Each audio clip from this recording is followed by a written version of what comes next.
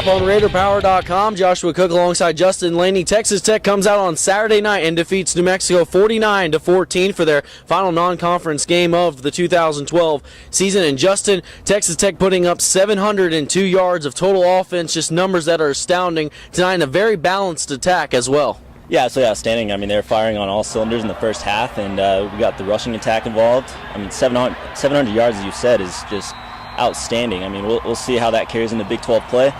We got a bye week coming up, and they can prepare for Iowa State. Seth Dagey going 27 for 35 for 340 yards and 6 touchdowns, a new career high for Dagey in touchdowns tonight. And Justin, you looked at Dagey, you watched him throughout the game. It seemed like it was almost there was any pass that he could make, he made, and he made them very effectively, even after some penalties pushed the Red Raiders back a few times. Yeah, I mean, it reminded me a lot of the early 2000s with guys like Kingsbury and Simmons and all those guys. He was very effective, very efficient, and he had 300 yards by halftime, and it was an overall great performance. Not only was the passing game firing on all cylinders tonight, also the running game. Eric Stevens, 118 yards on 12 carries. Kenny Williams, 105 yards on 14 carries. 2 running backs getting over that 100-yard mark. How important for Texas Tech was it tonight to really get Stevens going? Yeah, I mean, it's definitely something to build on for Big 12 play, but we'll definitely need that running attack against Big 12 teams because we can't be one-dimensional like we have been in the past. And if Stevens gets firing on all cylinders, we'll be good to go and tough to beat. Now on the defensive side of the ball, Texas Tech has been a stout defense throughout the 2012 season so far. Tonight, holding New Mexico to 127 yards of total offense throughout the entire game. Justin, how important was it that Texas Tech came out in this kind of final tune-up before Big 12 play and stopped New Mexico on that triple option threat that they bring?